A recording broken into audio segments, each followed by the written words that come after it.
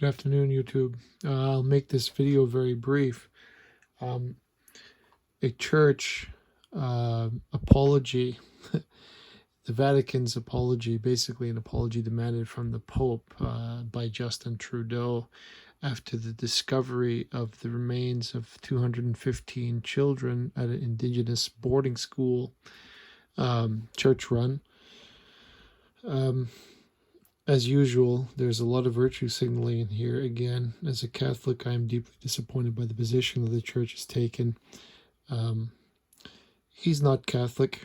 He doesn't embrace the church as far as his actions go. Everything he's done is to damage, destroy the reputation of the church, make it impossible for Catholics to worship, put as much COVID limitations on the Catholic Church and media scrutiny to create further inflammation on any congregation gathering in the church.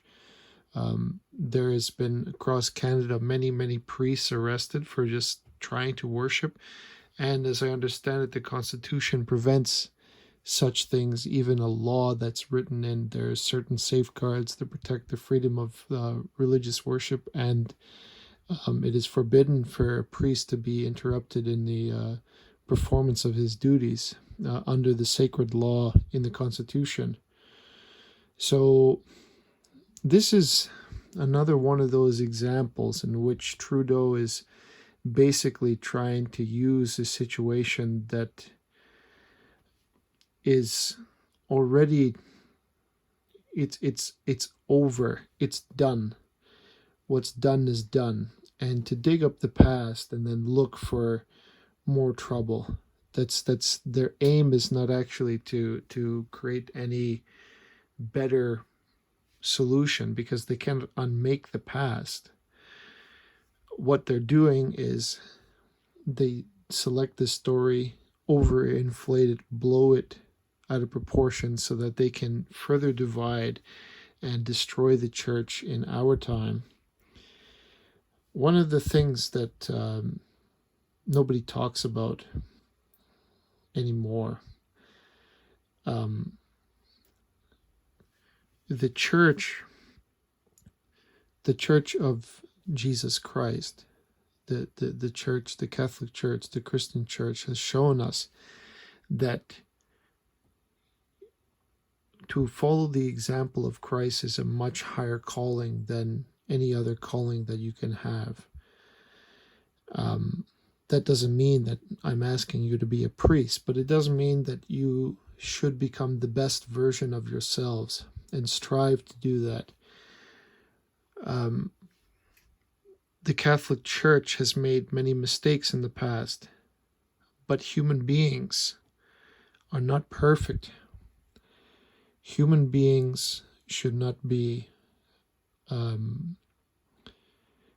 the reason that they're putting up this kind of publicity is to show a great failing by the church to be responsible, truly, but more attributed to the reprehensible decisions of those people who are running those schools, not to throw the baby out with the bathwater and condemn the entire church. That's how I know that this is nothing more than virtue signaling and a political move being made, is because if you really want to analyze the crime, condemn the people responsible, not the church. The church bears partial responsibility, but the people are guilty of these crimes. Will you condemn 1,000 for the actions of one? Everything that they're doing is designed to be divisive, is designed to create animosity, hatred, division between religions, division between different races. To focus on the Indigenous is merely a political tool played by this guy. The Indigenous, they're going to use the Indigenous community as a pretense to spend a lot of money and pass a lot of absurd laws that limit freedom in every way, just to show how virtue signaling they can be and what hypocrisy, because if we're looking at this guy's track record, everything that I've seen out of him ever since he's been a kid is that he's extremely racist and callously racist.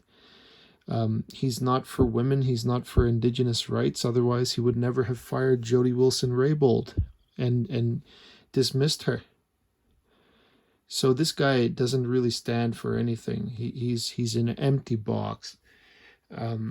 Everything that he's doing is some political move that was advised to him, and a speech that is pre-prepared to make it sound as sweet as possible, but underneath it's a very divisive thing that he's trying to do. And he uses all the right words, but underneath that, you take a look at his actions. He is not for the church itself at all, and he is for eradicating the church to replace it with maybe communist atheism or something else. When I went to the Vatican a number of years ago, I spoke to the Pope Francis and moved forward on apologizing or asking for forgiveness or restitution or making these records available. We're seeing resistance from the church, possibly from the church in Canada. So you see that he's trying immediately to point out that all these things, that so that he can further amplify what happened and create hatred between, say, the Indigenous race group against the Christian group and the church as a whole. That's what they do. Obama used the same tactic when he was running as president. He created that whole virtue signaling, or rather he perfected it in action, that whole white race guilt attributing to it. The critical race theory all stems from Obama. That he's pushing that idea was in schools forever, but he really, when he was president, he's pushing hard. Millions of dollars spent on that kind of indoctrination that we're suffering from more now because of that administration. And they were very clever in pitting different races against one another and using that kind of race-based guilt and hatred. So this guy is nothing more than a talking piece of the ones behind him that are the truly racist. He's racist as well, but he's a mouthpiece. The guy is a ventriloquist dummy, literally.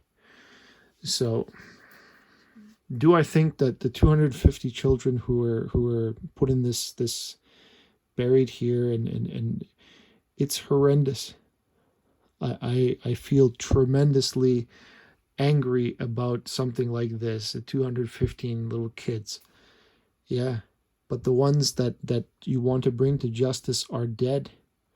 If they're still alive, I would call for them to be imprisoned and perhaps put on a severe prison sentence that will last far beyond their death. But they're gone.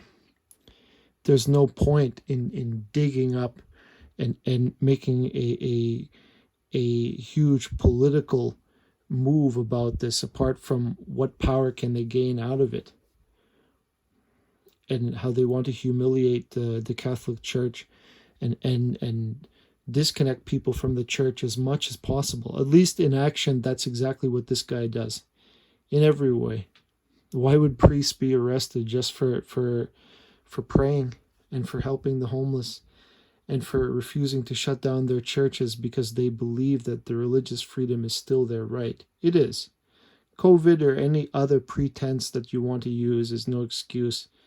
That there's protections in the law, in the Charter of Rights. You can read it yourself. So it is a deliberate attack. COVID is merely the pretense, but it was a deliberate attack to go after anybody working for the church, anybody who represents the church, anyone like that. So again, I reiterate, please, people, open up your eyes. Read between the lines what's actually happening. What's the result of what they want? That's then infer intent. don't listen to when they speak, because they'll use choice words and everything sound perfect, but in action they're behaving like animals.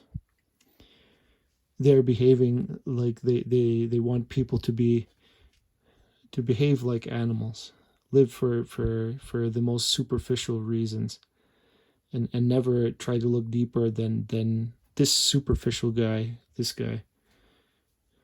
You can't ask for a bigger phony person than him. He's as phony as it gets. It's I can't even listen to the guy talk, because it's everything he says that comes out of his mouth is a phony statement. Everything is virtue signaling or ideological possession or something like that. It's just nothing valuable. Nothing valuable. So I'll conclude with that. Thank you for watching.